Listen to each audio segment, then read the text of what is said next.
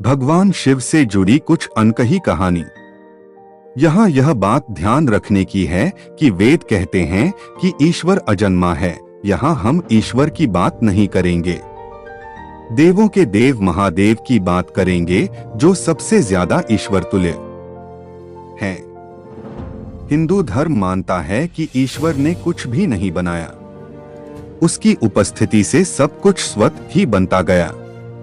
ईश्वर समय और आकाश की तरह है, जिसके भीतर सब कुछ है, फिर भी वह सबसे बाहर है और उसके भीतर कुछ भी नहीं है। शिव से जुड़ी 12 गुप्त बातें। ब्रह्मा, विष्णु और शिव का जन्म एक रहस्य है। तीनों के जन्म की कथाएं वेद और पुराणों में अलग अलग हैं। उनके अलग अलग होने का कारण यह है कि जो शिव को मानते हैं वे शिव को डोक ही केंद्र में रखकर अपना दर्शन गढ़ते हैं, और जो विष्णु को मानते हैं वे विष्णु को केंद्र में रखते हैं। लेकिन सभी पुराण इस बात पर तो सहमत हैं कि शिव ने ब्रह्मा के पुत्र दक्ष की पुत्री सती और विष्णु ने ब्रह्मा के पुत्र भृगु की पुत्री लक्ष्मी से विवाह किया था। ऐसे में सभी तरह की अलंकारिक और श्रृंगारिक कथाओं के रहस्य को समझना जरूरी है। अलग अलग पुराणों में भगवान शिव और विष्णु के जन्म के विषय में कई कथाएं प्रचलित हैं। शिव पुराण के अनुसार भगवान शिव को स्वयंभू माना गया है, जबकि विष्णु पुराण के अनुसार भगवान विष्णु स्वयंभू हैं। शिव पुराण के अनुसार एक बार जब भगवान शिव अपने टखने पर अमृत मल रहे थे, तब उससे भगवान विष्णु पैदा हुए, जबकि विष्णु पुराण के अनुसार ब्रह्मा भगवान विष्णु की नाभिकमल से पैदा हुए, जबकि शिव भगवान विष्णु के माथे के तेज से उत्पन्न हुए बताए गए हैं। विष्णु पुराण के अनुसार माथे के तेज से उत्पन्न होने के कारण ही शिव हमेशा योग मुद्रा में रहते हैं। शिव के जन्म की कहानी हर कोई जानना चाहता है। श्रीमद् भागवत के अनुसार एक बार जब भगवान विष्णु और ब्रह्मा अहंकार से अभिभूत हो स्वयं को डोट श्रेष्ठ बताते हुए लड़ रहे थे, तब एक जलते हुए खंभे, जिसका कोई भी ओर छोर ब्रह्मा या विष्णु नहीं समझ पाए, से भगवान शिव प्रकट हुए। यदि किसी का बचपन है तो निश्चित ही जन्म भी होगा और अंत भी। विष्णु पुराण में शिव के बाल रूप का वर्णन मिलता है। इसके अनुसार ब्रह्मा को एक बच्चे की जरूरत थी। उन्होंने इसके लिए तपस्या की। तब अचानक उनकी गोद में रोते हुए बालक शिव प्रकट हुए। ब्रह्मा ने बच्चे से रोने का कारण पूछा तो उसने बड़ी मासूमियत से जवाब दिया कि उसका नाम ब्रह्मा नहीं है, इसलिए वह रो रहा है। तब ब्रह्मा ने शिव का नाम रुद्र रखा, जिसका अर्थ होता है रोने वाला। शिव तब भी चुप नहीं हुए, इसलिए ब्रह्मा ने उन्हें दूसरा नाम दिया, पर शिव को वह नाम पसंद नहीं आया और वे फिर भी चुप नहीं हुए। इस तरह शिव को चुप कराने के लिए ब्रह्मा ने 8 नाम दिए और शिव 8 नामों रुद्र, शर्व, भाव, उग्र, भीम, पशुपति, ईशान और महादेव से जाने गए। शिव पुराण के अनुसार ये नाम पृथ्वी पर लिखे गए थे। शिव के इस प्रकार ब्रह्मा पुत्र के रूप में जन्म लेने के पीछे भी विष्णु पुराण की एक पौराणिक कथा है। इसके अनुसार जब धरती, आकाश, पाताल समेत पूरा ब्रह्मांड जलमग्न था, तब ब्रह्मा, विष्णु और महेश, शिव के सिवा कोई भी देव या प्राणी नहीं था। तब केवल विष्णु ही जल सतह पर अपने शेषनाग पर लेटे नजर आ रहे थे। तब उनकी नाभि से कमल नाल पर ब्रह्मा जी प्रकट हुए।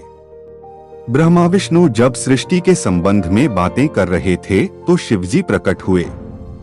ब्रह्मा ने उन्हें पहचानने से इनकार कर दिया। तब शिव के रूठ जाने के भय से भगवान विष्णु ने दिव्य दृष्टि प्रदान कर ब्रह्मा को शिव की याद दिलाई। ब्रह्मा को अपनी गलती का एहसास हुआ और शिव से क्षमा मांगते हुए उन्होंने उनसे अपने पुत्र रूप में पैदा होने का आशीर्वाद मांगा। शिव ने ब्रह्मा की प्रार्थना स्वीकार करते हुए उन्हें यह आशीर्वाद प्रदान किया कालांतर में विष्णु के कान के मैल से पैदा हुए मधुकैटभ राक्षसों के वध के बाद जब ब्रह्मा ने सृष्टि की रचना शुरू की तो उन्हें एक बच्चे की जरूरत पड़ी और तब उन्हें भगवान शिव का आशीर्वाद ध्यान आया। अत ब्रह्मा ने तपस्या की और बालक शिव बच्चे के रूप में उनकी गोद में प्रकट हुए। भगवान शिव का विवाह ब्रह्मा के पुत्र दक्ष की पुत्री सती से हुआ था। एक बार दक्ष ने एक विशाल यज्ञ का आयोजन किया, लेकिन उन्होंने शिव व सती को निमंत्रित नहीं किया।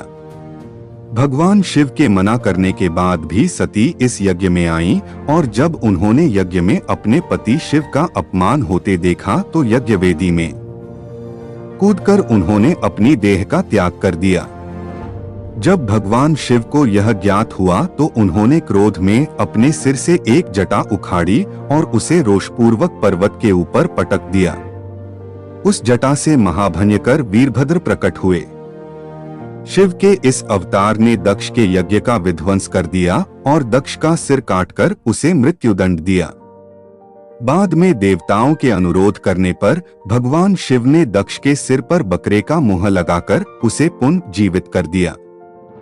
वीरभद्र के अलावा शिव के 18 और अवतार हुए हैं, जिनके नाम इस प्रकार हैं: पिप्पलाद, नंदी, भैरव, अश्वत्थामा, शर्भावतार, गृहपति, दुर्वासा, हनुमान, ऋषभ, यतिनाथ, कृष्ण दर्शन, अवधूत, भिक्षुवर्य, सुरेश्वर, किरात, सुंट नर्तक, ब्रह्मचारी और यक्ष।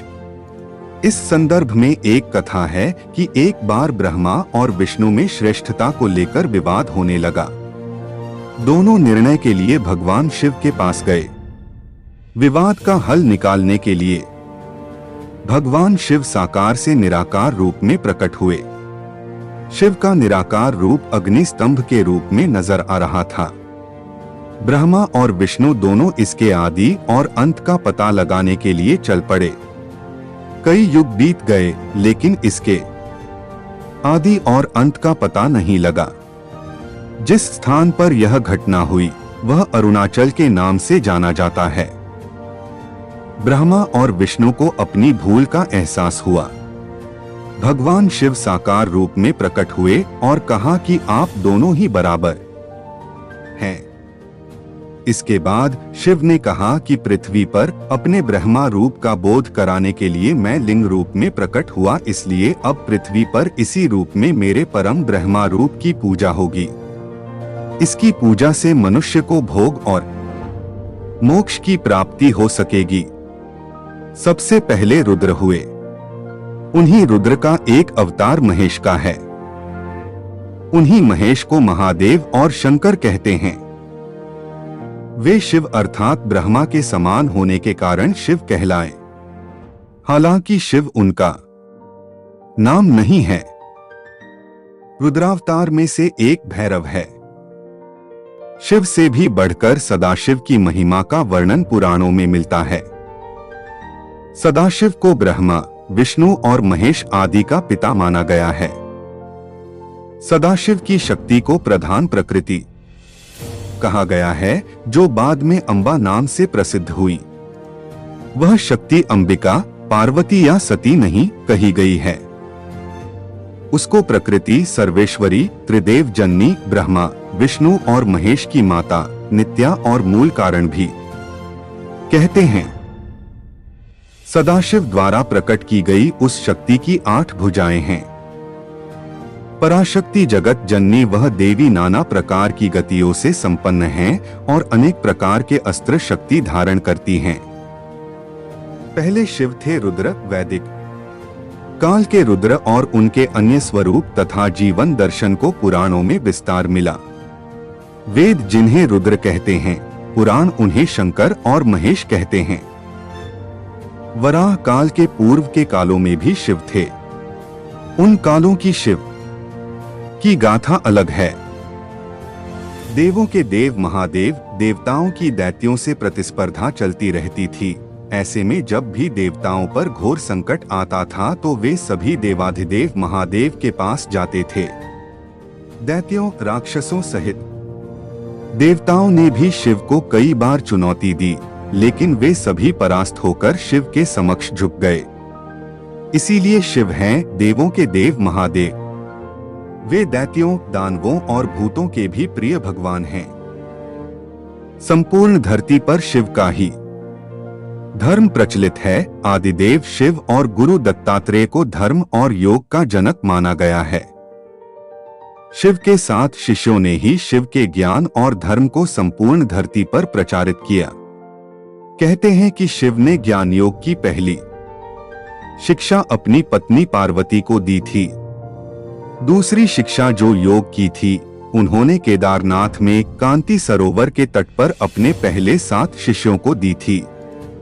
उन्हें ही सप्तऋषि कहा गया, जिन्होंने योग के अलग अलग आयाम बताए और ये सभी आयाम योग के 7 मूल स्वरूप हो गए। आज भी योग के ये 7 विशिष्ट स्वरूप मौजूद हैं। इन सप्तऋषियों को विश्व की अलग अलग दिशाओं में भेजा गया, जिससे वे योग के अपने ज्ञान को लोगों तक पहुंचा सकें। कहते हैं कि एक को मध्य एशिया, एक को मध्य पूर्व एशिया व उत्तरी अफ्रीका, एक को दक्षिण अमेरिका, एक को हिमालय के निचले क्षेत्र में, एक ऋषि को पूर्वी एशिया, एक को दक्षिण में भारतीय उपमहाद्वीप में भेजा गया और एक आदि योगी के साथ वहीं रह गया। अगर उन इलाकों की संस्कृतियों पर गौर किया जाए तो आज भी इन ऋषियों के योगदान के चिन्ह वहां दिखाई दे जाएंगे। आज से 15 से 20 हजार वर्ष पूर्व वराह काल की शुरुआत में जब देवी देवताओं ने धरती पर कदम रखे थे, तब उस काल में धरती हिमयुग की चपेट में थी। इस दौरान भगवान शंकर ने धरती के केंद्र कैलाश को अपना निवास स्थान बनाया। विष्णु ने समुद्र को और ब्रह्मा ने नदी के किनारे को अपना स्थान बनाया था। पुराण कहते हैं कि जहां पर शिव विराजमान हैं, उस पर्वत के ठीक नीचे पाताल लोक है, जो भगवान विष्णु का स्थान है।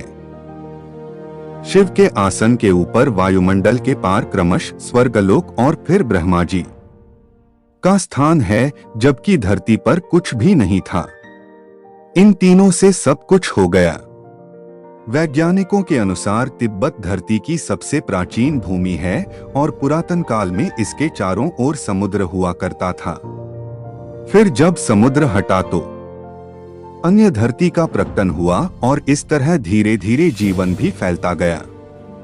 सर्वप्रथम शिव ने ही धरती पर जीवन के प्रचार प्रसार का प्रयास किया, इसलिए उन्हें आदिदेव भी कहा जाता है। आदि का अर्थ प्रारंभ। शिव को डोट आदिनाथ भी कहा जाता है। आदिनाथ होने के कारण उनका एक नाम आदिश भी है। इस आदिश शब्द से ही आदेश शब्द बना है। नाथ साधु जब एक दूसरे से मिलते हैं तो कहते हैं आदेश। शिव के अलावा ब्रह्मा और विष्णु ने संपूर्ण धरती पर जीवन की उत्पत्ति और पालन का कार्य किया। सभी ने मिलकर धरती को रहने लायक बनाया और यहाँ देवता, दैत्य, दानव, गंधर्व, यक्ष और मनुष्य की आबादी को बढ़ाया। अगर जानकारी अच्छी लगी हो तो वीडियो को लाइक करें और चैनल को सब्सक्राइब करें।